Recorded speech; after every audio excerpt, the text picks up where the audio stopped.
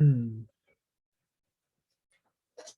la última clase estuvimos viendo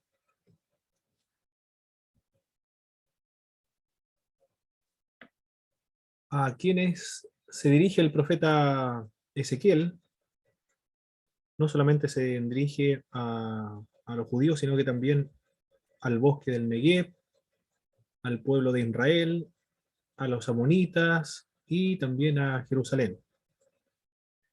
Las analogías que presenta o utiliza el profeta Ezequiel para describir la destrucción de Jerusalén son primero las dos hermanas, tanto Israel como Judá. Son dos hermanas que se prostituyeron. ¿Con quién se prostituyeron estas dos hermanas? Tanto Israel del norte como Judá del sur.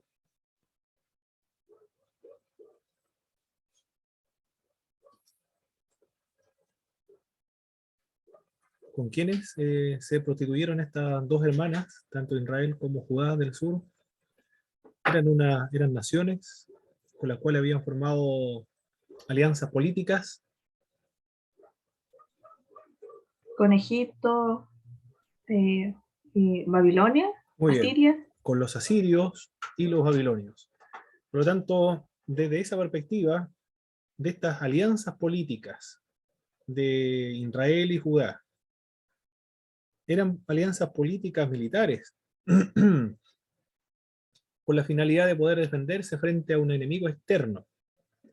Para asegurarse su protección, entonces formaban estas alianzas porque depositaban la confianza o la fe en las fuerzas militares y también en naciones más poderosas. Dios considera aquello, en este contexto en el cual nos encontramos, como una infidelidad al Señor, una deslealtad o una traición al Señor en confiar en Asiria y los babilonios.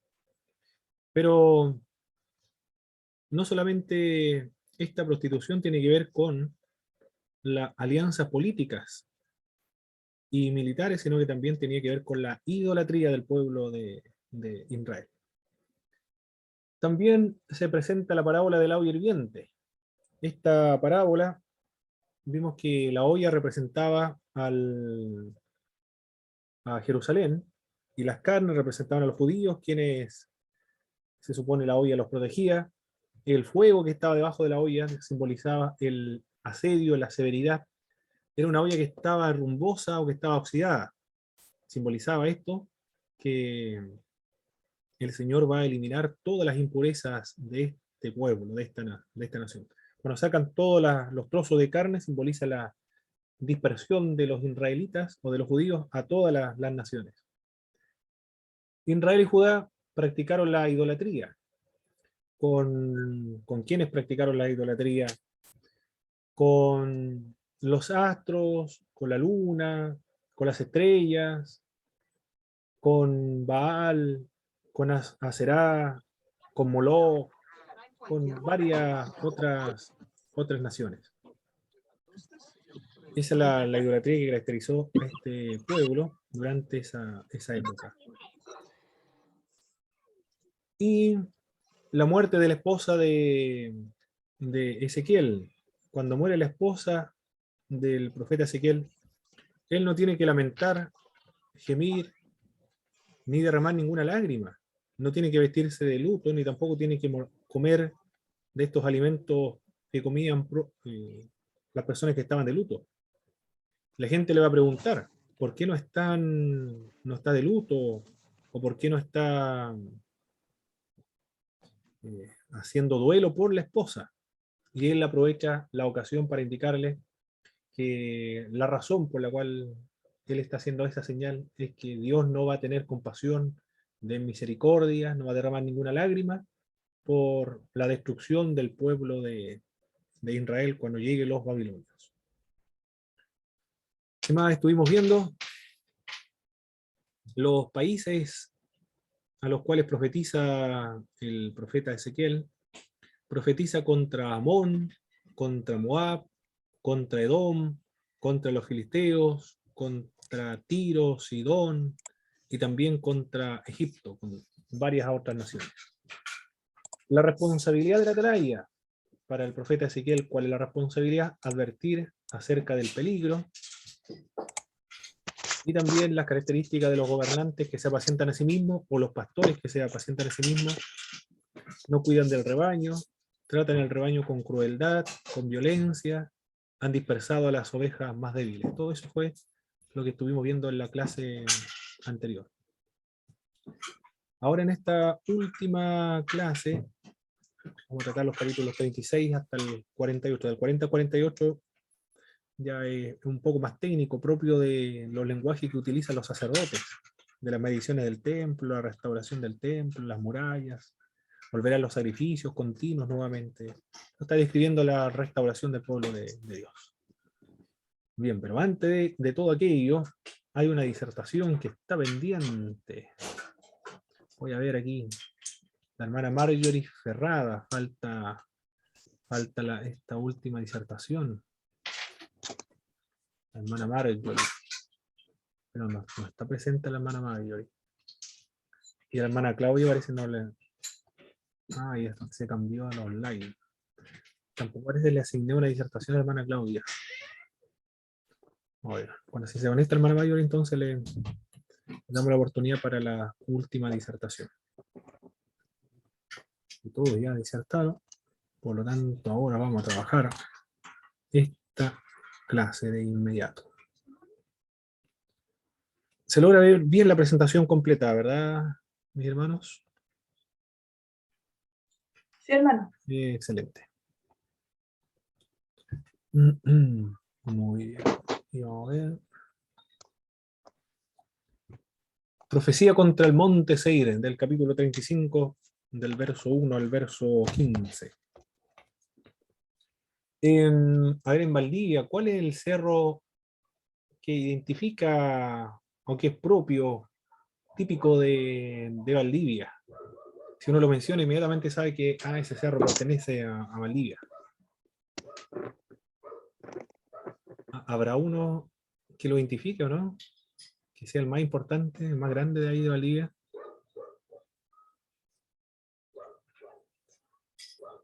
El hermano Jaime, la hermana Nicole, quizás son de allá. ¿O no hay ningún cerro que sea más importante ahí? ¿Un mirador cerca? No hay ninguno, parece.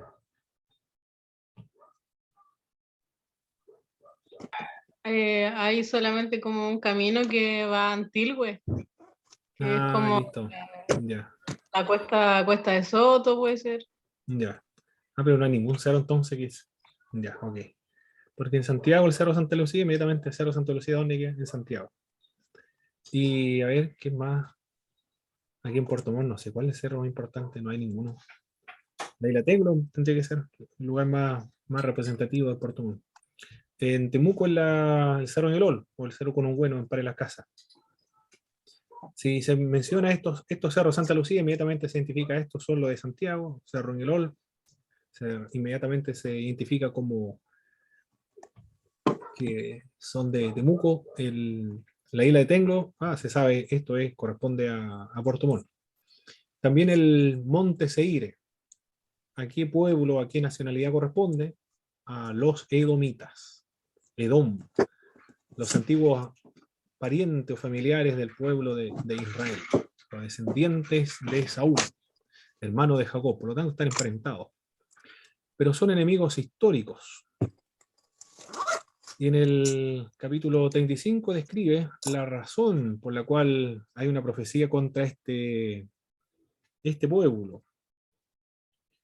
Nos dice el verso del 1 al verso 9. Por favor, vamos a darle lectura. Hermana Nicole, por favor, vamos a leer esa porción bíblica del verso 1 al verso 9.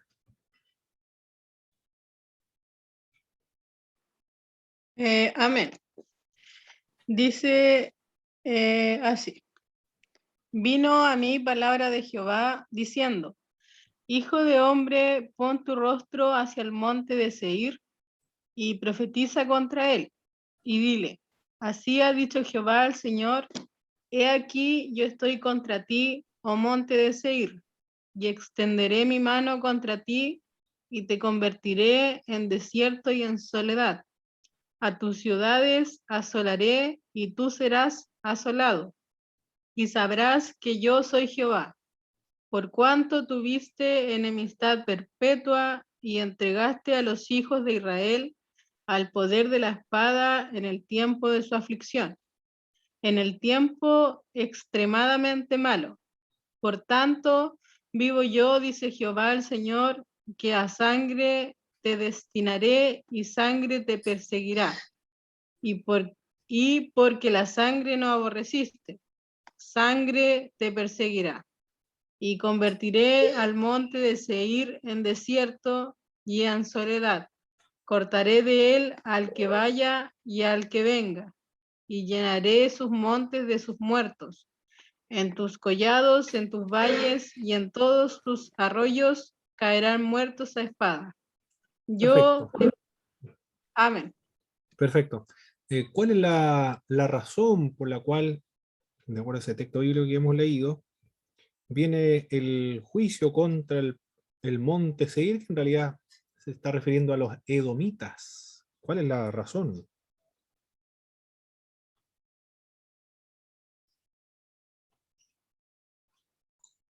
Dice que había una enemistad perpetua. Muy bien, una enemistad antigua. Y en un momento esta enemistad se desató o se expresó contra los israelitas. Aquí nos dice que entregaste a los hijos de Israel al poder de la espada. Increíble, ¿eh? Y, ¿qué más nos dice aquí? En el tiempo de la aflicción, en el tiempo extremadamente malo. Aflicción de Israel, el tiempo especialmente malo para el pueblo de Israel. ¿A qué tiempo malo se refiere? O extremadamente malo que pasó el pueblo de Israel.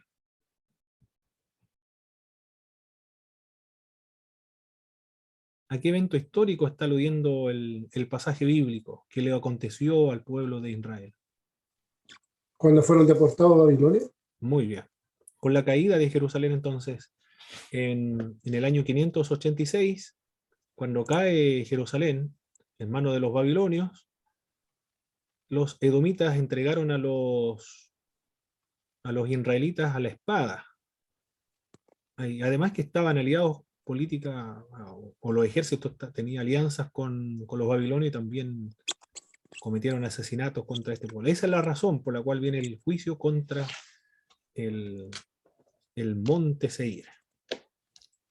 La razón, porque en el tiempo de la calamidad de Israel ellos le hicieron la guerra, nos menciona el verso 5, porque actuaron con furor contra el pueblo de Dios, lo dice el verso 11 también. Muy bien. El oráculo contra Edom y el oráculo a favor de Israel son dos caras negativa y positiva de una misma moneda. El país de Edom sufrirá castigo de la desolación porque su pueblo se ha comportado como un impío al no reconocer a Israel y a Judá como posesión suya. Sus continuas agresiones al pueblo elegido son ataque al directo al mismo Dios. Y la pena que recibirán, o su pena será por eso, la esterilidad del desierto, la infertilidad de la tierra, la ruina de las ciudades, la impureza permanente de la sangre derramada y los cadáveres que quedaron abandonados. Todo eso es lo que nos dice esta sección del...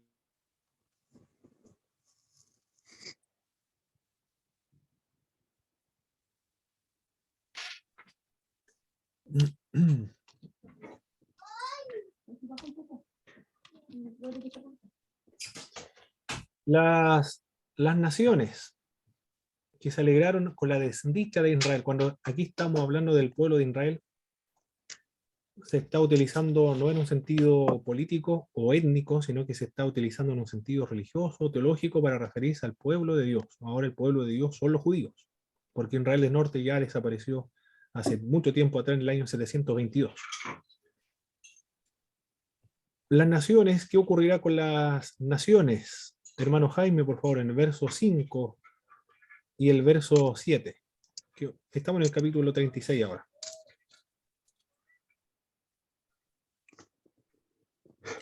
verso 5, dice, por eso así ha dicho Jehová el Señor.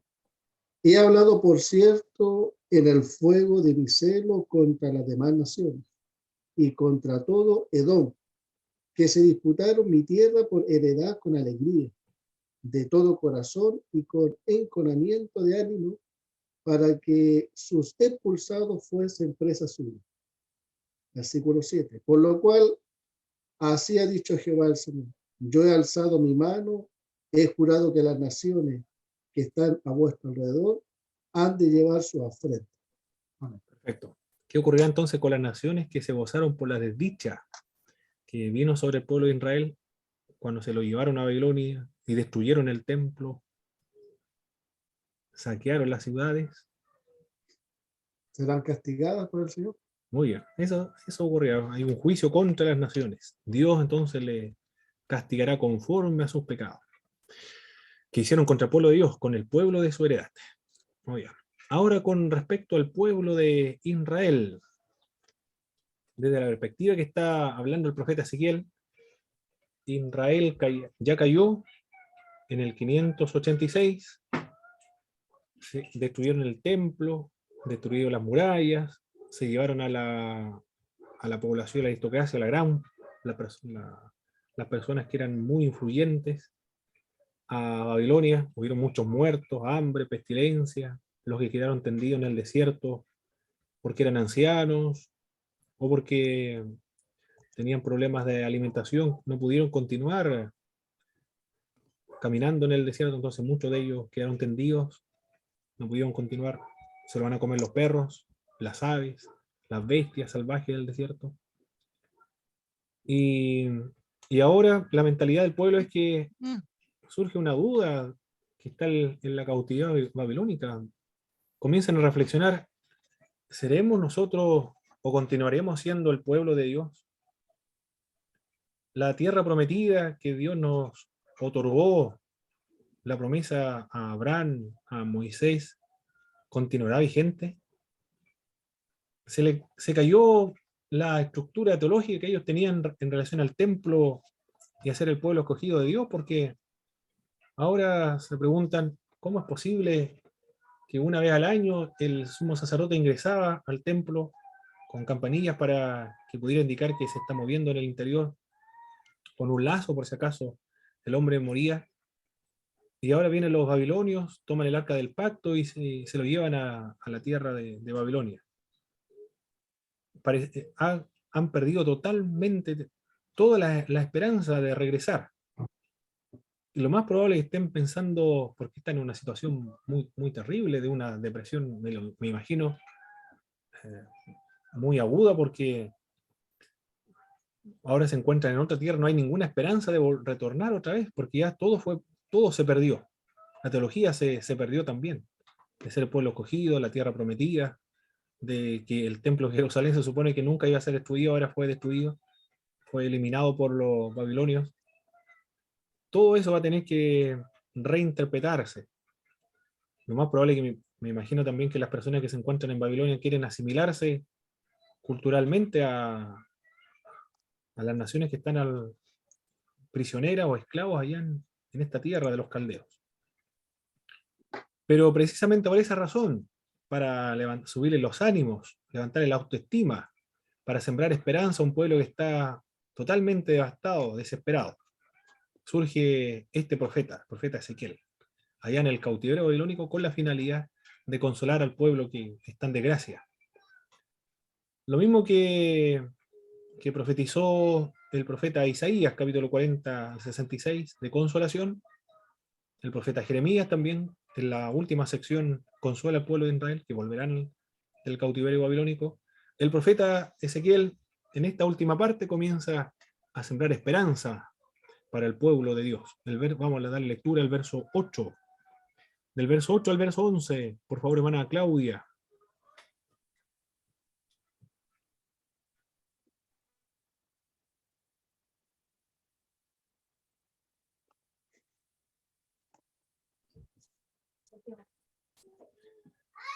Hermana Claudia, o si no, la hermana Miriam entonces.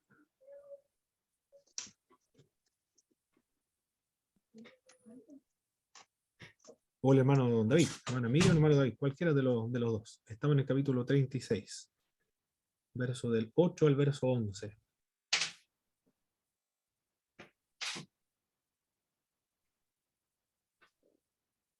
O nos va a ayudar la hermana Nicole. Sí, Hermano Ezequiel, sí. ¿qué capítulo? ¿36? Ezequiel, sí, capítulo 36, en el verso 8 al verso 11, por favor. Ya. Del verso 8 al 11. Por favor, sí. Ya. Mas vosotros, oh montes de Israel, daréis a vuestras ramas y llevaréis vuestro fruto para mi pueblo Israel, porque cerca están para venir. Porque aquí yo estoy por vosotros y a vosotros me volveré y seréis labrados y sembrados.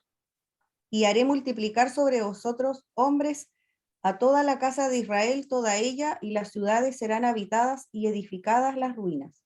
Multiplicaré sobre vosotros hombres y ganado, y serán multiplicados y crecerán.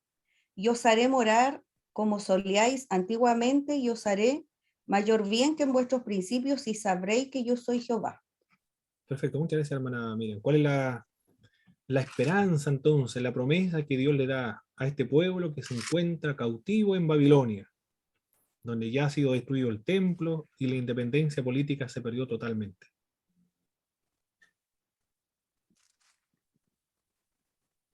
Será restaurado.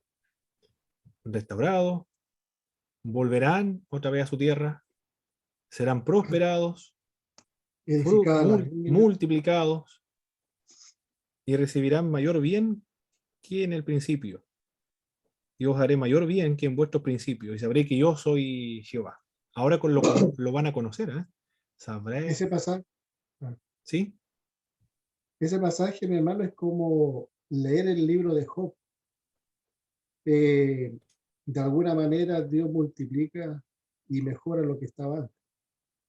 Ah, perfecto, ¿eh? Sí, correcto, se parece a Job. Bien. Entonces, el cautiverio babilónico le va a hacer muy bien al pueblo de Israel porque van a ser purificados, van a ser multiplicados, que van a regresar a su tierra libre totalmente de este pecado que le caracterizó por mucho tiempo, que era el pecado de la idolatría. Ah, mi hermano Jaime tiene pendiente la disertación, perfecto. Entonces, un rato más lo va a dar mi hermano Jaime. Bien, ¿qué más? Volverán a su tierra nuevamente. ¿Cuál fue la causa de la dispersión por la cual ellos se fueron al cautiverio babilónico? Lo menciona el verso 18 en el capítulo 36. Y derramaré mi ira sobre ellos por la sangre que derramaron sobre la tierra, porque con sus ídolos la contaminaron. El pecado del cual nos está hablando ahí es el pecado de la idolatría.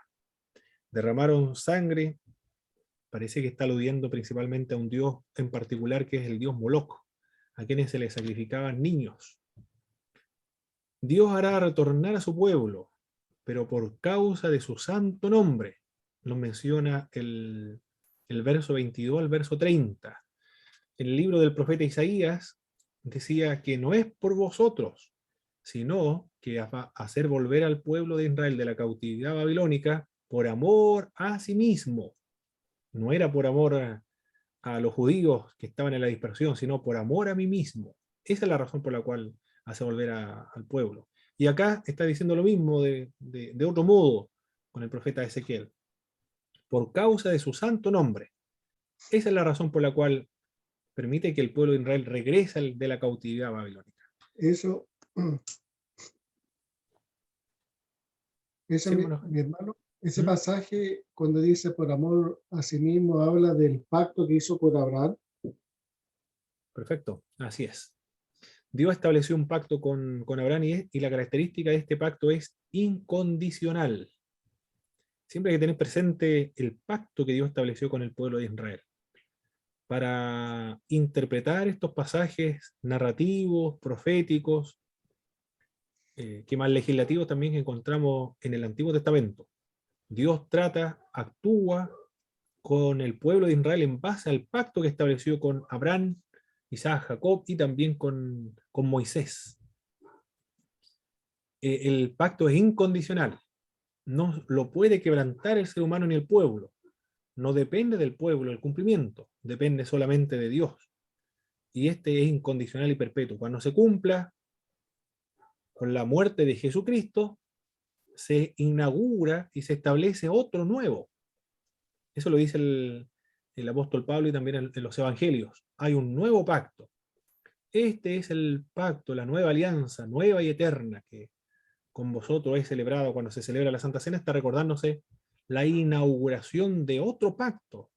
En el libro de Hebreo dice que con la muerte del testador queda caduca la ley anterior y se inaugura y se establece un nuevo pacto, una nueva alianza. Antiguamente entonces se trabajaba en base a se trataba en base a este pacto que Dios estableció con Moisés. Y era la característica incondicional. Tenía otra característica, que era unilateral, de gracia, de misericordia, perpetuo y también incondicional. Esas son las características del pacto. Dios hará volver a su pueblo. Entonces estamos viendo. ¿Y qué hará el Señor cuando haga volver a su pueblo? Todavía nos encontramos en el capítulo 36. Cuando vuelva o regresen del cautiverio babilónico, en el verso 25, por favor, hermana Nicole.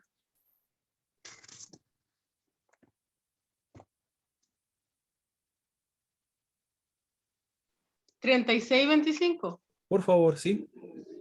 Ya. Esparciré sobre vosotros agua limpia, y seréis limpiados de todas vuestras inmundicias, y de todos vuestros ídolos os limpiaré. Muy bien. ¿Qué hará el Señor entonces cuando su pueblo regrese a la tierra de Israel? Limpiará a su pueblo. Lo limpiará, eliminará De la idolatría.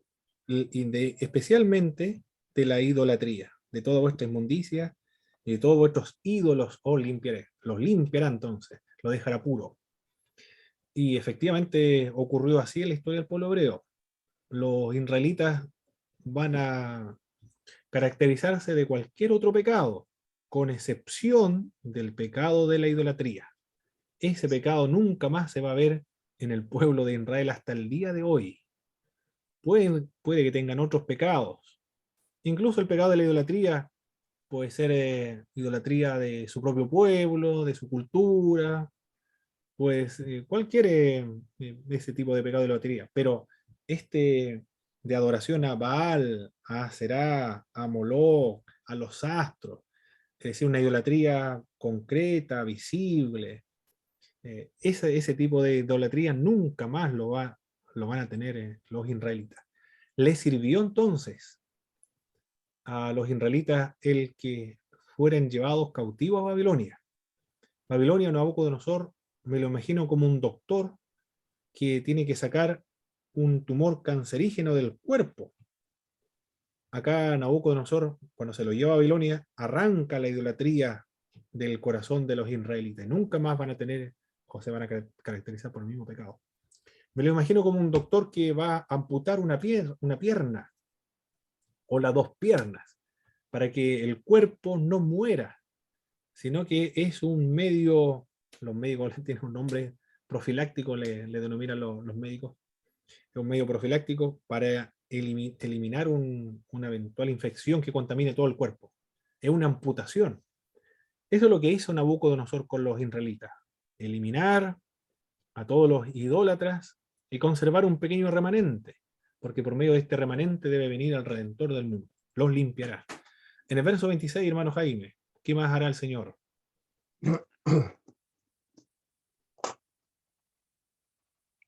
Os daré corazón nuevo y pondré espíritu nuevo dentro de vosotros. Y quitaré de vuestra carne el corazón de piedra y os daré un corazón de carne. Muy bien. La transformación extraordinaria que realizará el Señor. Le cambiará el corazón, le pondrá un nuevo espíritu y daré un corazón de carne que sea sensible. Bueno, esto se cumple en el Nuevo Testamento con la alianza que forma Jesucristo con su iglesia, con su pueblo. Se cumple esta palabra de darle un nuevo corazón y poner dentro de ellos un nuevo espíritu, o una naturaleza espiritual. Esto se conoce como el nuevo nacimiento. En el Nuevo Testamento, esto es la regeneración, pero se cumple con Jesucristo, no en esta época cuando regresen del cautiverio babilónico, sino se cumple efectivamente cuando Cristo vuelva y se produzca el nuevo nacimiento. Creyendo y recibiendo a Cristo, se produce lo que nos está comentando acá este pasaje. La regeneración, entonces, o el nuevo nacimiento, no es una doctrina que se revele o se dé a conocer recién en la conversación de Jesucristo con Nicodemo, cuando Jesús le dice a Nicodemo: os es necesario nacer del agua y del Espíritu, es necesario nacer de nuevo para ver y entrar al reino de Dios. Aquí lo estamos viendo en el libro de Ezequiel. Ya se promete esta obra de la regeneración en el Antiguo Testamento. En el verso 27, hermana Belén, ¿qué más le promete Dios al pueblo que va a regresar de la tierra de Babilonia? Dice, y pondré dentro de vosotros mi espíritu y haré que andéis en mis estatutos y guardéis mis preceptos y los pongáis por obra. ¿En qué consiste esta promesa, entonces? El Señor iba a poner su espíritu dentro de ellos para El que ellos Espíritu anduvieran en Santo. rectitud. El Espíritu Santo, entonces, se promete masivamente el Espíritu de Dios para los que van a regresar de Babilonia. También esto se cumple no en esa época, sino que se cumple en el nuevo pacto. En el día de Pentecostés se cumple esta promesa: pondré el Espíritu Santo sobre todos los creyentes, porque en el Antiguo Testamento, como estamos viendo con Ezequiel, el Espíritu vino, el Espíritu lo tomó, el Espíritu lo llevó, el Espíritu entró dentro de él. Parece que el Espíritu venía y luego se retiraba, y después volvía otra vez y luego se retiraba. En algunos permanecía, pero aquí la promesa es que el Espíritu de Dios va a morar permanentemente en los creyentes. Los limpiará, les dará un nuevo corazón, una nueva naturaleza espiritual, pondrá dentro de ellos su espíritu. Y en el verso 28 nos dice: habitarán en la tierra que les dio a sus padres. Ellos serán su pueblo y él mismo será su Dios, lo dice el verso 28. En el verso 30 lo va a prosperar. Todas esas son las promesas que Dios le da al pueblo de Israel, que está cautivo en Babilonia, que no tiene ninguna esperanza de retornar o de volver. Hermano, Aquí el profeta lo levanta el ánimo, le levanta el espíritu, le está dando esperanza a este pueblo que lo ha perdido, realmente lo ha perdido todo, ¿eh? ¿Sí, hermano Jaime? sí, prácticamente Dios lo está haciendo de nuevo. Así es. Destruyó completo y ahora vuelve a como refundar todo de nuevo. Refundó la ciudad, limpió la tierra, plantó nuevas semillas, trajo al hombre, sacó el corazón de piedra, le puso un corazón nuevo, sensible, y después dice el pasaje entero, dice: para que andes en mis estatutos y en mis preceptos. O sea, es la única forma que el hombre pueda entender y conocer a Dios, es que Dios tiene que transformar el corazón del hombre para que lo pueda entender. Que Así dice: es. y haré para que entiendan mis preceptos y anden en mis decretos, anden en mi camino. Correcto. Y para que Dios lo guarde de todas las inmundicias, tiene que hacerlo de nuevo. Muy bien la expresión, hacerlo de nuevo. Hacer de nuevo al ser humano. Al pueblo de Israel aquí está hablando, pero el nuevo nacimiento tiene la misma idea de hacer de nuevo al ser humano. La regeneración tiene que ver con eso. Las cosas, aquí todas, las cosas viejas pasaron, y aquí todas son hechas nuevas. De modo que si alguno está en Cristo, nueva criatura es. Las cosas viejas pasaron, y aquí todas son hechas nuevas. En eso consiste la conversión, en una transformación, en una reestructuración, en una reconstrucción de nuevo, hacerlo de nuevo, un nuevo pueblo. O también una nueva humanidad. Sí, hermana Claudia. Mire, tengo una duda aquí donde está explicando que el pueblo, ¿cierto?, como se restauró, se hizo de nuevo. en la vida normal de nosotros es como que Dios también nos da una oportunidad cuando nosotros como nos desviamos del camino, una cosa así. Y tengo otra duda con respecto al pueblo de Israel en ese entonces. Eh, una es por qué fue llevado cautivo a Babilonia por la idolatría y no sé si algo más. Y aparte de eso, ¿por qué Dios tuvo que hacer tanto para poder morar nuevamente en ellos? Porque, o sea, tanta paciencia Dios con el pueblo de Israel, a eso me refiero. Perfecto, hermana Claudia. Son varias preguntas. A ver si espero que no se me haya olvidado alguna. Bueno, la primera, si el pueblo de Israel se fue solamente por el pecado de la idolatría a Babilonia. A ver, los hermanos, si me pueden ayudar. Aparte del pecado de idolatría, ¿qué otro pecado ameritó que Dios trasladara al pueblo de Israel a Babilonia? Bueno, Cometían injusticias Injusticias, muy bien. a la viuda, al huérfano. Injusticia a la viuda, al huérfano, al desamparado, al extranjero, al pobre. Muy bien, hermana Nicole. Hermano Jaime. no respetaron las leyes levíticas, el descanso de la tierra, No descansar el día sábado. Muy bien. correcto. Y después Bueno, de hecho está ahí que la tierra tenía que descansar cada 6 años, descansar un año, y ellos no lo respetaron. perfecto. Cada 7 años, el séptimo año tenían que descansarlo, no lo descansaron. Y después de 50 tenían que descansar 2, tampoco descansaron.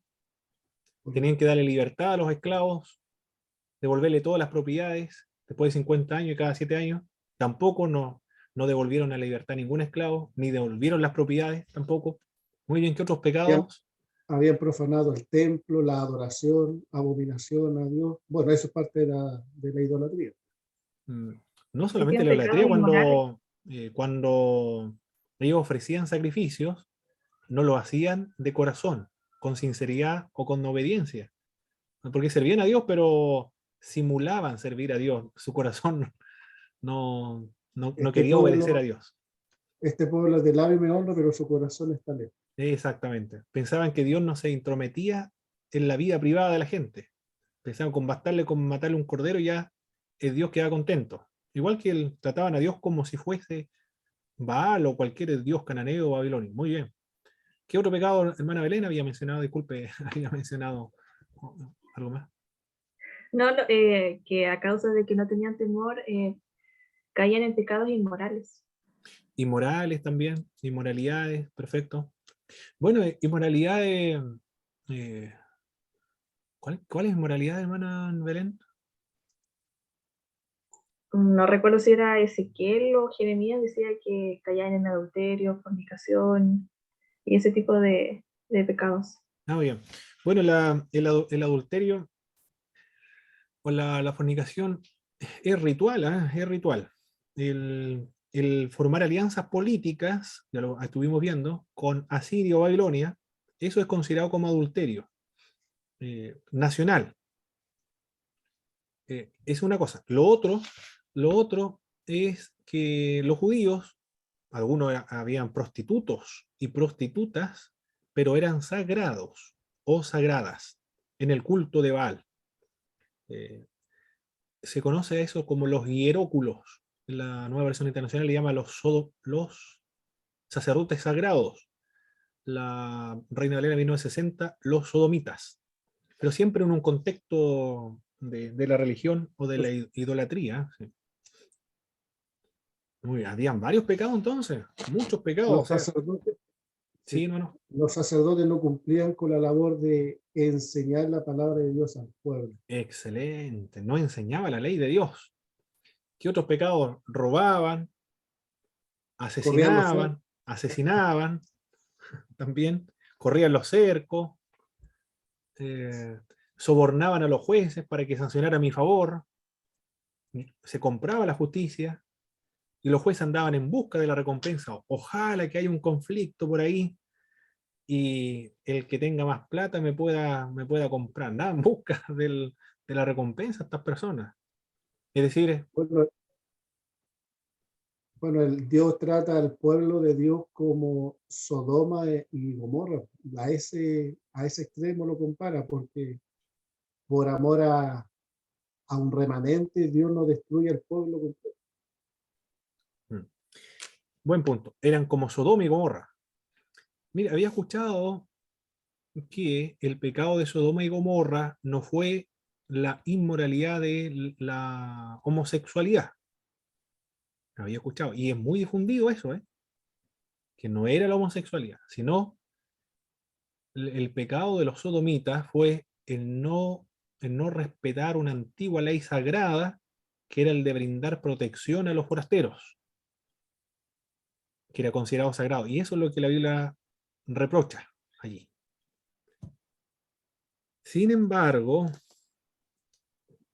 los que sostienen ese punto de vista son de la ideología de género, los cristianos homosexuales. Sin embargo, en el libro de Judas, cuando se refiere a Sodoma y Gomorra, no está refiriéndose a la ley de la protección a los forasteros, sino que está aludiendo a pecados contra la naturaleza humana. Es decir, al pecado de la sodomía, de la homosexualidad. Por lo tanto, esa interpretación de que los sodomitas, Sodoma y Gomorra, el pecado que se está mencionando ahí no es de la homosexualidad, sino de no brindarle hospedaje, protección a los forasteros, en el Nuevo Testamento señala lo contrario, dice que es la interpretación clásica, tradicional, de cómo se entiende el pecado de Sodoma y Gomorra, de la homosexualidad. Lo está condenando. Eso lo dice el libro de Judas en el Nuevo Testamento, inspirado por el Espíritu Santo de Dios. Lo he escuchado también de personas que son conservadores, lo he escuchado esa respuesta. Eso pasa, puede ser también, mi hermano, cuando habla el Señor en el libro de Génesis, cuando dice que los hijos de Dios se juntaron con las hijas de los hombres, en relación a que se contaminó parte de la raza humana, excepto Noé, porque Noé fue mirado como un hombre justo, recto ante los ojos de Dios. Sí, los hijos de Dios y los hijos de los hombres sí, son los descendientes de Set, los hijos de Dios, y los hijos de los hombres son los descendientes de Caín. Efectivamente es así. Muy bien, yo creo que respondimos la pregunta entre todos.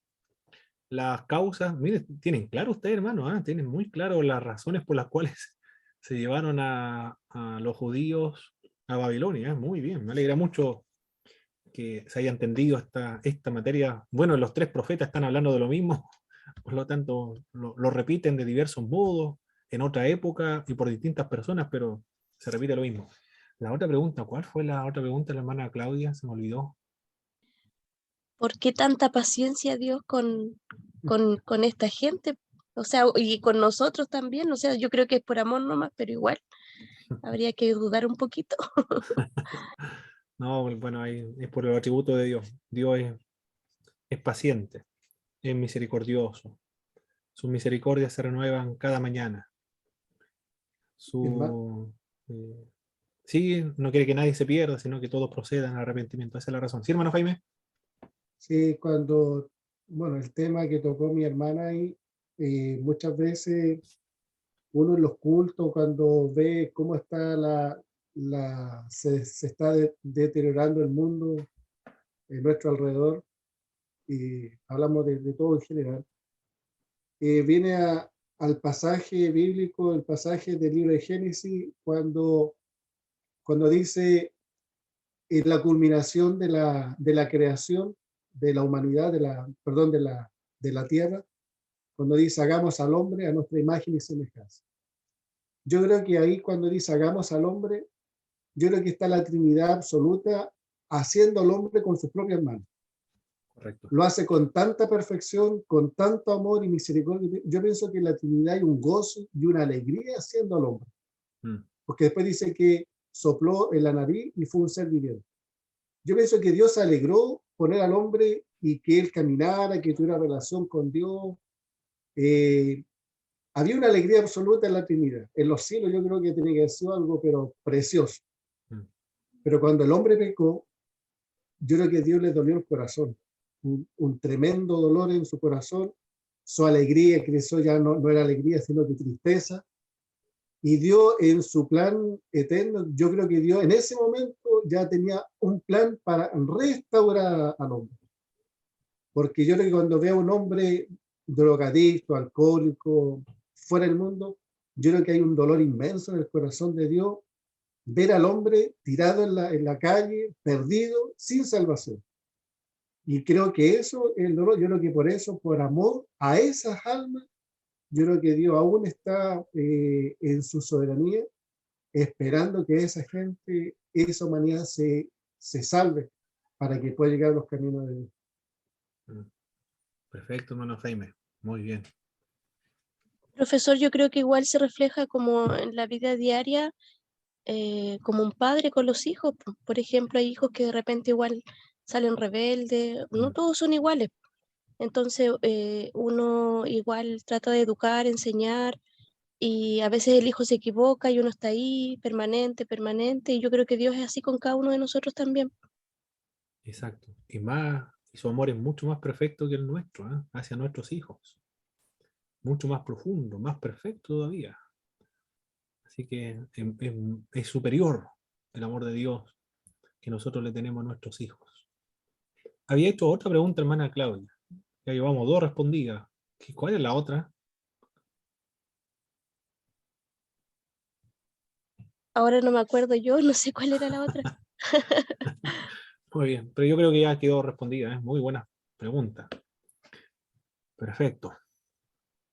Continuemos entonces. Esta otra parte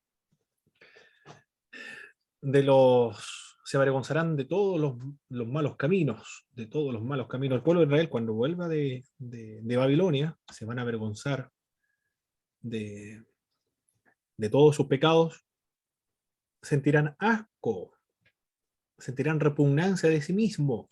Decía también el profeta Jeremías, decía eso, sentirán asco de sí mismo. Muy increíble, hermano, la obra de Dios. Anteriormente a esta obra del castigo, de juicio, de opresión sobre el pueblo de Dios, anteriormente ellos se deleitaban en el pecado, no tenían problema de conciencia, pero cuando fueron llevados a Babilonia y regresan y recuerdan todos sus pecados, ellos sienten asco de sí mismos. Ocurre también con el nuevo nacimiento, cuando nacimos de nuevo, sentimos asco de nosotros mismos, y la misma música que antes escuchábamos en el mundo ya no resulta agradable. Maravillosa la obra de la conversión. Aquí estamos viendo el de un pueblo de Israel en sentido colectivo. Pero lo que hizo el Señor en la vida personal de los creyentes. Dios reedificará la ciudad. Y en esta otra parte, bueno, es que lo reedifica en realidad es por medio de Ciro, por medio de Ciro, el Medo Persa, cuando caiga Babilonia, por medio de Edras, Nehemías y también por medio de Zorobabel. Pero en el fondo, el que Dios está trabajando con cada uno de ellos y moviendo la política internacional es Dios mismo. En el capítulo 37, en el verso del 1 al verso 14, se presenta esta visión. Es una visión que Dios le da al profeta Ezequiel. No es un ejército que perdió en una batalla y sus cuerpos están tendidos en el desierto y Dios le da vida otra vez, comienza a surgir la carne, tendones, la piel y cobran vida y se mueven. No, es una visión. Yo antes pensaba que esto era literal, me imaginaba que ¿dónde había un ejército que murieron en batalla y después el profeta Ezequiel tuvo que ir a este campo de batalla y comenzar a profetizar a estos huesos para que revivieran? Pero era una visión. Así pensaba yo que era literal, pero es una visión. En un estado visionario ve a estos huesos secos. Después de la caída de Jerusalén, el pueblo había estado disperso y desalentado. El oráculo tenía un mensaje sencillo, que la nación muerta de Israel será revivida un día y regresará a su propia tierra. Los huesos secos se transformaron en soldados vivientes. Una transformación igualmente poderosa sería aplicada a Israel un día. ¿De qué está hablando esta visión de los huesos secos? De que el pueblo de Israel será restaurado a su tierra otra vez y volverá a la vida nacional, independiente o autónoma, por lo menos en la época de Ciro el Medo Persa. Volverán a su tierra, volverán a hacer sus vidas como antes. Eso es lo que representa esta visión de los huesos secos. Muy bien, vamos a escuchar la disertación del hermano Jaime entonces. Hermano Jaime, está activa la pantalla para si va a utilizar alguna presentación o si no. No, así no. Perfecto.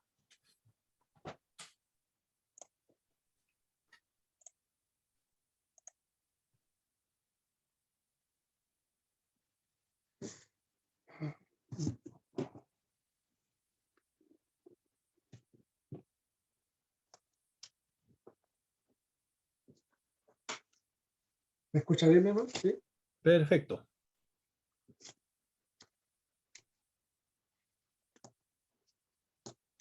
Ya. Bien, hermanos. El tema que me ha correspondido en esta tarde es el tema de la cuestión si los profetas escribieron o no sus libros. Del libro de Leon Wood, de la página 83 a la 87. Dice el escritor en estos escritos.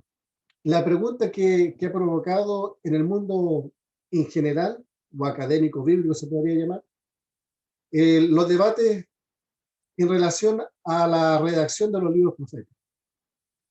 La pregunta es, ¿fueron los profetas cuyos nombres aparecen a la cabecera de dichos libros proféticos quienes lo escribieron o simplemente lo hicieron otras personas que conocían la enseñanza de los profetas? Ante esta interrogante, si los profetas escribieron sus oráculos, entonces su trabajo constituye otra faceta de su función profética. Estamos hablando de profetas escritores. El escritor plantea dos tesis con respecto a este tema. La opinión que fueron otras personas quienes lo escribieron, y dos, la tesis de que los profetas mismos escribieron sus libros. Ante la primera interrogante, la opinión de que fueron otras personas quienes lo escribieron, como representante de esta opinión, el escritor Leon Wood menciona o cita al señor Lindblom, que dice textualmente lo siguiente. Cree que este autor, que todos los profetas mayores tenían numerosos seguidores que aprendían de ellos y estaban siempre dispuestos a ayudar, tanto en el ministerio oral como más tarde en poner por escrito sus mensajes. Ahora bien, estas pruebas que aducen a favor de esta opinión del señor Lindblom, este escritor presenta tres argumentos. El primer argumento dice, en la indicación de la escritura de que el quehacer de los profetas era profetizar la palabra de Dios. Sin embargo, el ponerla por escrito, lo que ha de suponer que fueron otros quienes efectuaron la redacción. Pero siempre el simple hecho de que su ministerio profético fuera primordialmente oral no impedía también ser escritor. El segundo argumento es que dos de los más grandes profetas, como el profeta Isaías y el profeta Jeremías, mencionan a los discípulos que le seguían. Y lo podemos, como lo menciona el escritor en el capítulo 8 del versículo 16 del profeta Isaías, dice, ata el testimonio, sella la instrucción entre mis discípulos. Ahora bien, en relación a este versículo, el profeta encomienda este mensaje a sus discípulos. Sin embargo, el deseo del profeta Isaías de que el testimonio quede atado o ligado y la ley sellada entre sus discípulos mientras que estos se desplazaban en medio de un pueblo rebelde y desobediente. O sea, enseñando y discipulando la palabra de Dios. También he citado a Jeremías por el hecho de tener a Baruch por amigo y secretario. En realidad, lo que el texto sagrado dice que Jeremías dictó el material a Baruch y este lo redactó. Cita textualmente Jeremías 36:4. Y llamó Jeremías a Baruch, hijo de Nerías, y escribió Baruch de boca de Jeremías, en un rollo de libro, todas las palabras que Jehová le había hablado. El tercer argumento, también propuesto por este señor Lindbergh, es que este modo de poner por escrito las revelaciones hechas por los profetas es que lo que explica lo que él llama muchos pasajes oscuros, muchas discrepancias, muchas repeticiones, muchas lagunas y muchas adicciones en los libros proféticos. Ahora bien, en este punto, ante este argumento, los eruditos conservadores ven estos supuestos problemas que cita este señor desde el punto de vista diferente. Están de acuerdo en pasajes oscuros, o sea, es decir, difícil de entender. Pero esto ocurre en otros pasajes de las Escrituras donde no hay problema de paternidad literaria. Y bajo este punto tomé una cita del Nuevo Testamento del libro de Gálatas. Capítulo 1, versículo 1 dice: Pablo, apóstol, no de hombre ni por hombre, sino por Jesucristo y por Dios, el Padre que lo resucitó de los muertos. Bajo este concepto, capítulo 1, versículo 1, deja claro la paternidad del libro de Gálatas. Quien lo escribió fue el apóstol Pablo. Sin embargo, podemos encontrar pasajes de difícil entendimiento, oscuro, pero no deja de ser que no sea el apóstol Pablo quien lo escribe. En otras palabras, el señor Lindbergh no cita ninguna discrepancia en particular. Y resulta difícil refutar su argumento cuando él, el dicho autor, no menciona ningún caso concreto. El punto 2, la tesis de que efectivamente los profetas mismos escribieron sus libros. Esta opinión de que los profetas mismos escribieron los libros que se le atribuye tiene muchas más razones a favor, muchas más pruebas. Y estas pruebas que aducen a favor esta opinión. Punto 1. El profeta, quien recibía directamente de Dios el mensaje que predicaba, conocía mejor que nadie la información. Por lo tanto, era más apropiado para que todavía en vida Dios le inspirase a él ponerlo por escrito. Argumento número 2. Se ha objetado que existe en los libros proféticos un notable silencio acerca de la paternidad literaria de esto. Sin embargo, se puede apreciar en los libros diversas indicaciones que dan a entender que los mismos profetas escribieron o están relacionados como autores. Por ejemplo, en el libro de Isaías, Dios le ordenó que tomase una tabla grande y escribiese en ella con caracteres legibles.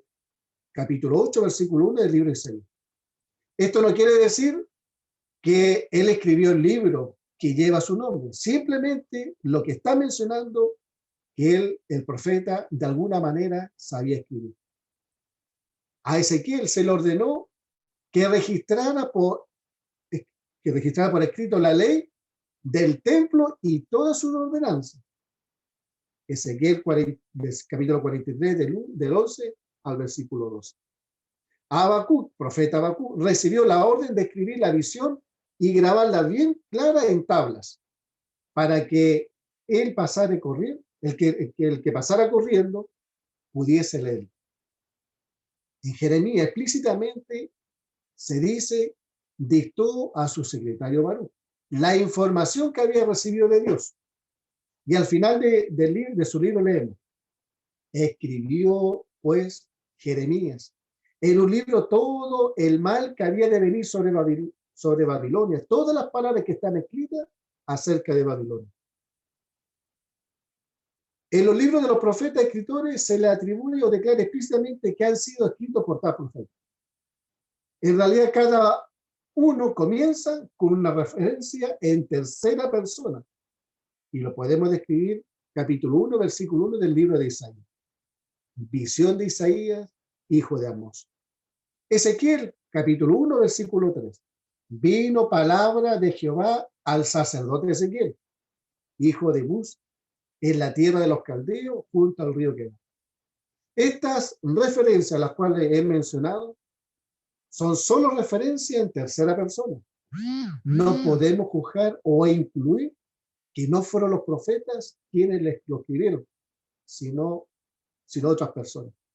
Después de comenzar en tercera persona, vuelven en reiteradas veces a usar expresiones en primera persona, lo que explica que fueron ellos mismos quienes escribieron sus oráculos de parte de Dios. Por ejemplo, el llamamiento del profeta Isaías, capítulo 6, versículo 1. En el año que murió el rey Usías, vi yo al Señor sentado sobre un trono alto y sublime, y sus faldas llenaban el templo. Y después añade, ay de mí, que soy muerto, porque siendo hombre inmundo de labios, han visto mis ojos al rey Jehová de los ejércitos. Podemos ver la conjunción, tercera persona, primera persona. Libro de Jeremías, capítulo 1, versículo 4. Vino pues palabra de Jehová a mí diciendo. En cuanto al profeta Ezequiel, de hecho comienza en primera persona. Posteriormente a tercera persona y vuelve posteriormente a primera persona. No todos los profetas tienen referencia en primera persona como estos profetas, pero varios de ellos tienen con inclusión libros de Oseas, Amós, Miqueas, Habacuc y Zacarías. Ahora bien, bajo estos argumentos, en las dos teorías a las cuales se han expuesto, ¿fueron otras personas quienes lo escribieron o fueron los profetas quienes escribieron sus libros? Bajo estos argumentos, como lo presenta el libro Leon Wood, podemos concluir lo siguiente. Los últimos argumentos que efectivamente los profetas escribieron sus libros nos lleva a la conclusión que fueron los profetas quienes escribieron los libros que se le atribuye bajo el propio nombre. Una cosa es afirmar que solo porque eran predicadores no podían ser escritores, y otra muy distinta, presentar pruebas necesarias para demostrarlo. Las que tratan de alegar, citar e invocar no tienen fuerza alguna, pero son más convincentes las que muestran que los profetas son los autores en relación a los mismos versículos. En consecuencia, es correcto decir que una función más de los profetas escritores fue la de redactar la información contenida en sus propios libros. Probablemente que la mayor parte de los que predicaron lo registraron, aunque no necesariamente todo ello. Lo que pusieron por escrito fue lo que Dios quería que quedase registrado a perpetuidad. De la misma forma que las generaciones futuras, nosotros, pudiéramos aprovechar de ello lo mismo que las generaciones anteriores o contemporáneas en las cuales vivieron los profetas. Ahora bien, en relación a todo esto expuesto, en mi apreciación personal, no existen argumentos sólidos como para refutar la autoría de los profetas a los cuales nosotros hemos estudiado hasta ahora, como profetas y escritores, como lo menciona el señor Wood en el libro de los profetas, en relación al escritor Lendo, en el cual dice que fueron otras personas quienes lo escribieron. Por lo tanto, resulta difícil que este señor, nos cuesta a nosotros difícil de impugnar o debatir su tesis o asunto cuando no se menciona ni un caso específico. Y por último, debemos nosotros como estudiantes de las Sagradas Escrituras centrarnos en poner toda nuestra atención en el aspecto de comunicar el mensaje de Dios como predicadores, para que el mensaje pueda provocar la reacción y la respuesta del pueblo de Dios. Y por último, cito el pasaje del apóstol Pablo a su hijo espiritual Timoteo en 2 Timoteo 3:16 dice, toda escritura es inspirada por Dios y útil para enseñar, para redarguir, para corregir, para instruir en justicia, a fin de que el hombre de Dios sea perfecto, enteramente preparado para toda buena obra. Eso sería todo. Perfecto, hermano Jaime. Muchas gracias. ¿Cuáles son las debilidades, fortalezas, con qué está de acuerdo, en desacuerdo, y de qué manera le contribuye a su ministerio el libro de Leon Wood? Bueno, en el libro no pude encontrar lo que el escritor registra, el señor Wood, deja en evidencia quizás preguntas que muchas veces nos preguntamos, si efectivamente fueron ellos los que escribieron o no. Y esa interrogante, de alguna manera, este escritor lo deja palmado en su libro.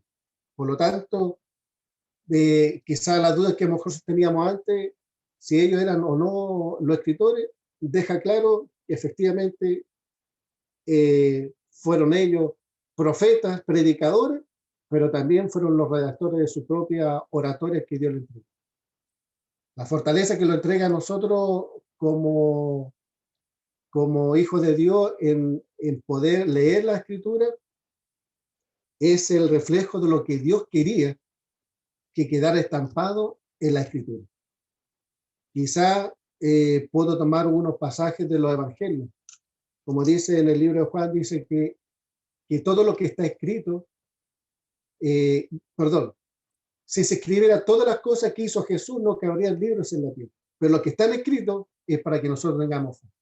Y creo que lo que reflejaron los escritores, los profetas mayores y lo que ha redactado en la Biblia, es para que nosotros podamos entender la sabiduría de Dios, el conocimiento de Dios, y quizá con eso quede palmado, ¿no es cierto?, para el entendimiento a nosotros.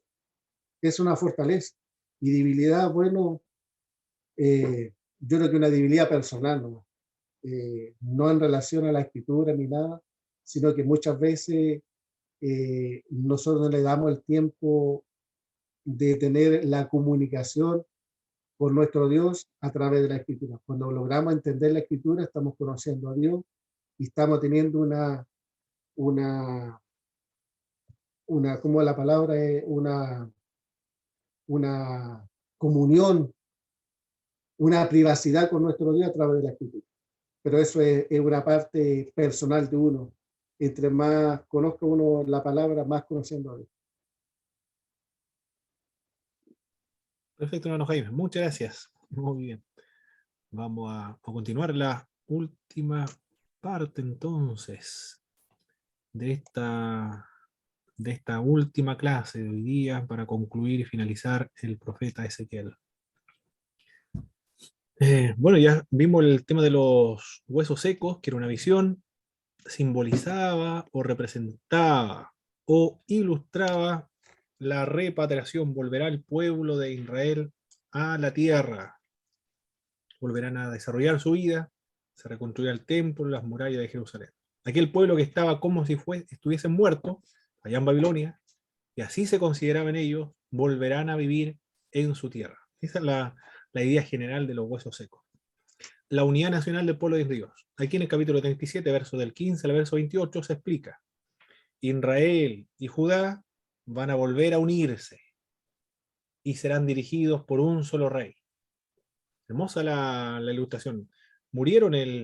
Se separaron en 931 y Jeroboam se fue al norte y Roboam quedó en el sur, después que muere Salomón. Desde ahí hubieron reyes del norte y reyes del sur. Cayó Israel del norte en el 722, 586 desaparece Judá.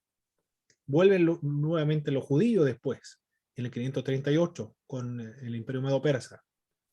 Aquí en un sentido figurado, se dice que Israel y Judá volverán a ser uno y serán dirigidos por un solo rey.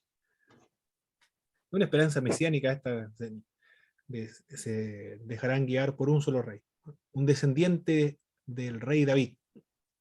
del descendiente davídico. Evidentemente que esto es solamente una ilustración para referirse al pueblo de Dios, porque Israel, las tribus de Israel desaparecieron en el 722, porque ya estaban diseminadas, habían perdido su identidad política, su identidad religiosa también, cuando se separaron de Judá en el 931. Acá dice, el pueblo de Dios se unirá, van a ser uno solo, bajo un solo rey. ¿Qué hará el Señor para que retornen a su tierra? Todos estarán bajo un solo rey, hará un pacto de paz, los multiplicará y pondrá su santuario en medio de ellos. Es decir, el templo volverá nuevamente, el templo de Dios, a levantarse, a reconstruirse, y Dios estará en medio de ellos. Después, en el capítulo 38, se habla acerca de Gog y sus naciones. ¿Qué es lo que son Gog y sus naciones? Son simbólicos de la gente del mundo que representa acusaciones contra el pueblo de Dios. El libro de Apocalipsis se refiere a Gog y a Magog en este sentido. Visto así, el oráculo llega a ser una advertencia que aún después del regreso del exilio, el pueblo de Israel experimentará al mismo tiempo fuerzas inmensas en su contra. Gog, que nos menciona el capítulo 38. Pero a mí, palabra de Jehová, diciendo, hijo del hombre, pon tu rostro contra Gog, de la tierra de Magog, príncipe soberano de Mesec, Tubal, y profetiza contra él. ¿Quién es este Gog? Gog es una figura misteriosa, pero que simboliza, no es un rey real, histórico, sino es una personificación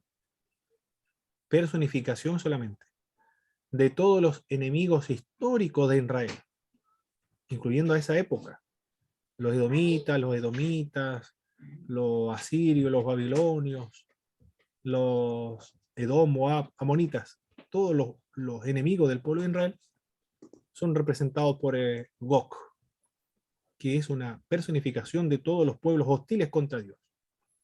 Aquí está indicando que van a reunirse para una batalla, van a ir contra los israelitas, los judíos que se encuentran ahora en Jerusalén. Pero Dios lo protegerá y vencerá a Gog. Eso es lo que quiere indicar esta porción de la Escritura.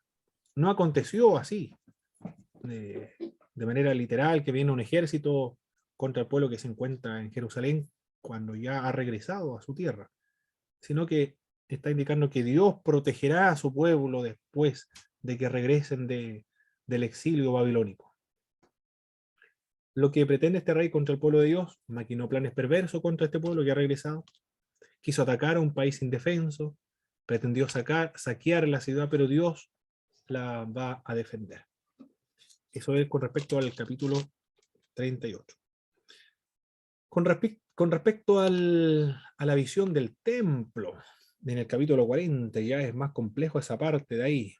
En el año 20 de nuestro cautiverio, al principio del año, a los 10 días del mes, a los 14 años después que la ciudad fue conquistada, en aquel mismo día vino sobre mí la mano de Jehová y me llevó allá. Se refiere a un templo, tiene que medir el templo. ¿Cuál es el significado de la visión que tiene del capítulo 40 al 48? Aquí estamos en la última parte ya, no hay necesidad de analizarlo uno por uno estos capítulos porque tratan de un mismo tema, del capítulo 40 al 48, verso 35. ¿Cómo interpretar esta porción? ¿De manera literal o en un sentido figurado? Para responder a esta pregunta, se requiere entender el contexto histórico y también el contexto literario de este pasaje. Con respecto al contexto histórico, el profeta Ezequiel había vaticinado que el cautiverio ocurrió por causa del pecado. Ya mencionamos todos los tipos de pecados que llevaron al pueblo a la cautividad babilónica.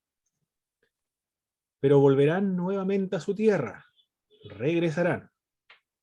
Esto ocurrió en 538, cuando Ciro el Medo-Persa tome Babilonia. Como Ezequiel era sacerdote, entonces lo podía representar muy bien por medio de figuras del templo. la restauración de Israel, la repatriación, regresan de Babilonia a Jerusalén, la forma de poder indicar esa promesa y esa restauración son propias de un lenguaje de un sacerdote. Por lo tanto, el templo, el río, los sacrificios, es otra forma simbólica de hablar de la repatriación. Entonces, en ese sentido, sería simbólico, no sería literal. También, permiso hermano, voy a contestar. Hermano Carlos.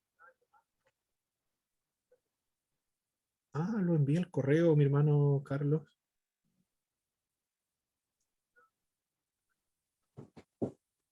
Qué extraño. Ya, ya estamos terminando, mi hermano Carlos. En unos 5 minutos más ya estamos listos.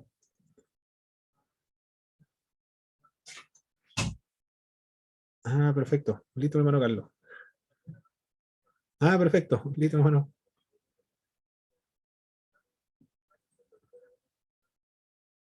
Perfecto. Listo, hermano Carlos. Bendiciones. Gracias. No le llegó el link, me dijo el hermano Carlos. Pero si le llegaron a todos ustedes, también debía haberle llegado al hermano Carlos. Ya. Muy bien, sigamos en esta parte. El contexto, vimos el contexto literario. Ezequiel trató primero de los pecados que llevaron a la caída de Judá. Luego anunció la humillación de las naciones vecinas hostiles. A continuación presenta la gloriosa restauración de su pueblo a su tierra, la destrucción de sus enemigos. Como un profeta práctico bajo la dirección de Dios, la siguiente preocupación del vidente era dar atención a la organización completa del pueblo de Israel que regresan de la cautiva babilónica. En ese sentido es evidente que nunca, esto dicen algunos comentaristas, que el profeta Ezequiel, del capítulo 40 al 48, fueran considerados o interpretados de manera literal. El varón que tenía la vara de medir, ya vimos el contexto de la profecía, la gloria de Jehová llena el templo otra vez. Recuerde que la gloria de Dios se eleva de los querubines, luego se va al umbral, luego al centro de la ciudad, a la plaza, luego se va a un monte, hacia el oriente, la gloria de Dios se va hacia Babilonia.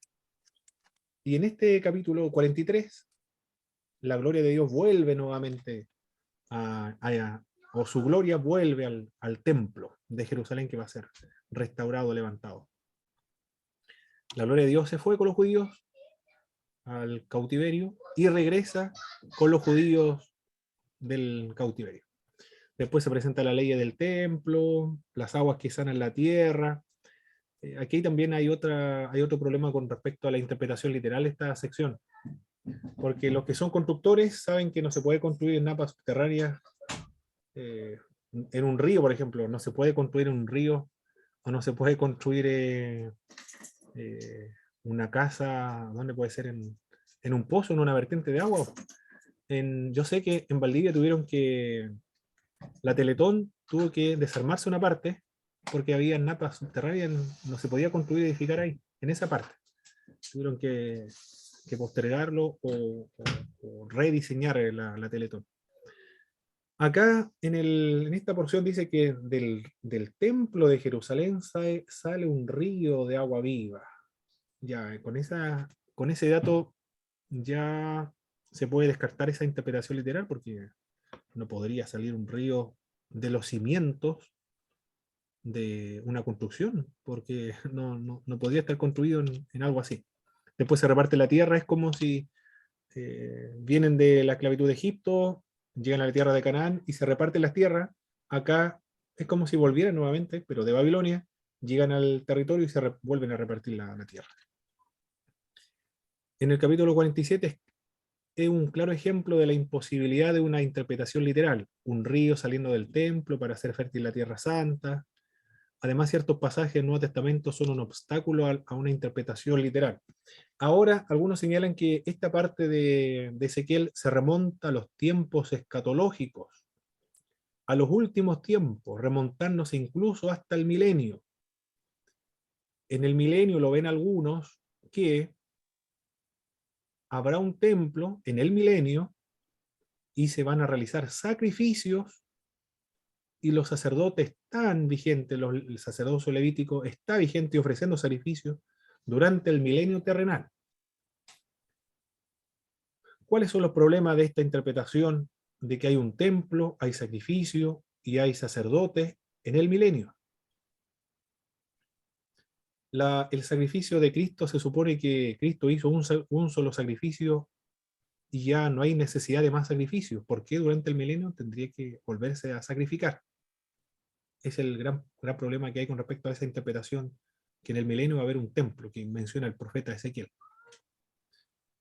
Otros explican, como William MacDonald, los sacrificios en el templo durante el milenio no tendrán la finalidad de indicar un sacrificio que se va a realizar en el futuro, puesto que el sacrificio de Cristo ya se realizó. Se están realizando los sacrificios entonces en un sentido conmemorativo, retrospectivo, aludiendo al pasado, de la obra que Cristo realizó en el pasado. Esa es la explicación que da William MacDonald. Y después se vuelve a contraargumentar. ¿Y por qué los sacrificios tienen que realizarse durante el milenio en el templo con los sacerdocios, recordando el pasado? ¿Acaso la cena del Señor no tiene esa misma intención de conmemorar el sacrificio que realizó en el pasado? Esos son los problemas de este pasaje de los sacrificios del templo de Jerusalén, si se lo interpreta como si estuviese refiriéndose al milenio. Muy bien. Eso es lo que teníamos que ver en esta parte y los puntos más importantes, mis hermanos. Bueno, ahora pueden todos activar su micrófono y responder las siguientes preguntas. ¿Por qué Dios se dirige al monte Seir? Es decir, un juicio contra los edomitas. ¿Por qué? ¿Cuál es la razón principal? Aquí todos activan su micrófono, hermano, y comienzan a responder. Por la enemistad que había con los judíos. Perfecto. Y también porque, ¿qué más hicieron ellos contra los judíos? Los trataron mal. Perfecto. Lo mataron, ¿eh? Es decir, abusaron de estas personas, lo entregaron a los babilonios o lo entregaron a la espada.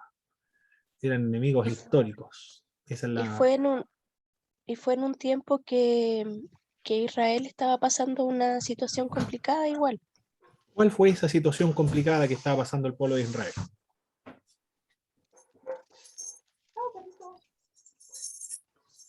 ¿Cuál fue esa?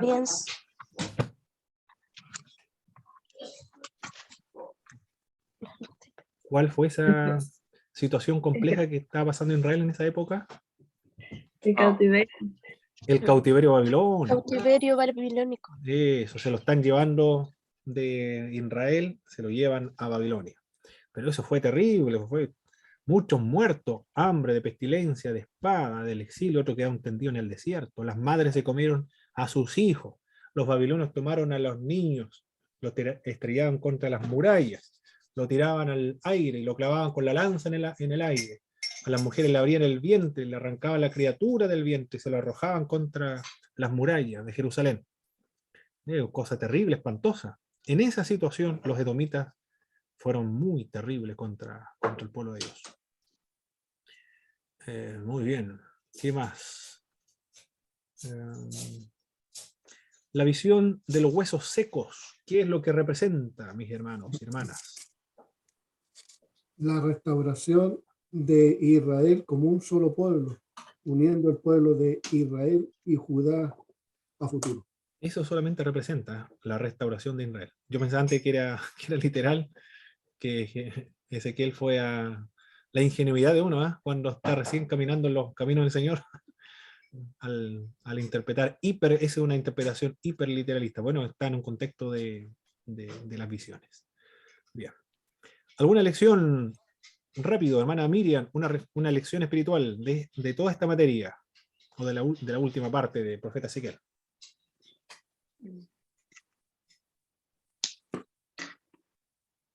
O hermano David, cualquiera de los dos. Hermano Nicole, hermano Gervasio, una sola lección muy breve. La misericordia de Dios a través de la restauración. Perfecto, Dios misericordioso, restaura, restaura. Muy linda esa palabra, restauración. Sí. Debemos creer nosotros, hermanos, en la restauración de nuestros hermanos. Perfecto, hermano Gervasio.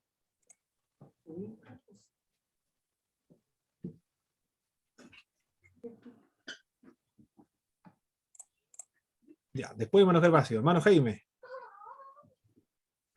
Hermano Jaime.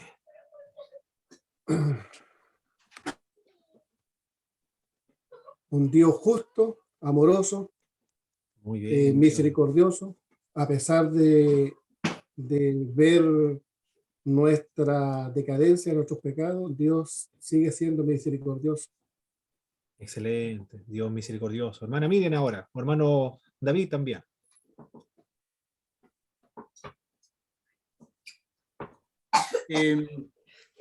También se compartía lo que comentaban nuestras hermanas de la restauración. O sea,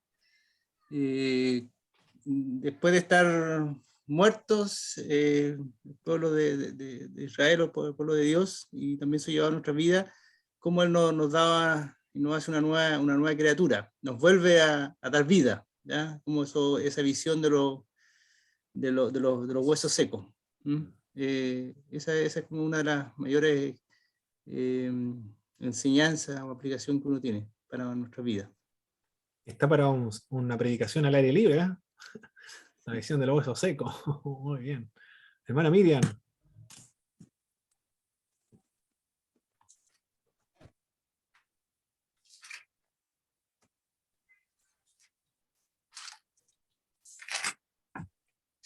Hermana Miriam.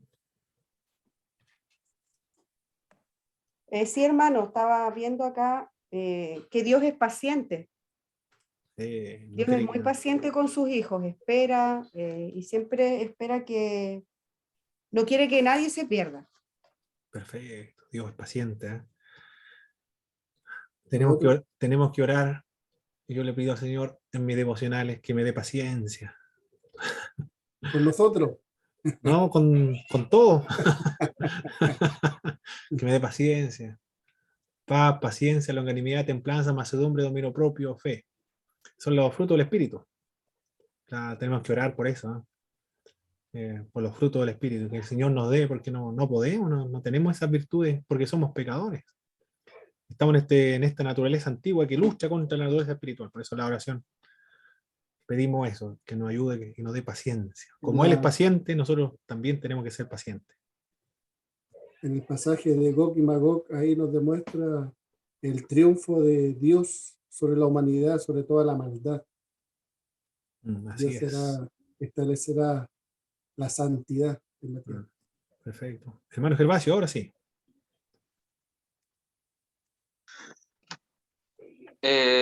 Bueno, lo que más me llama la atención fue el tema del perdón. O sea, a pesar de que pasaron años,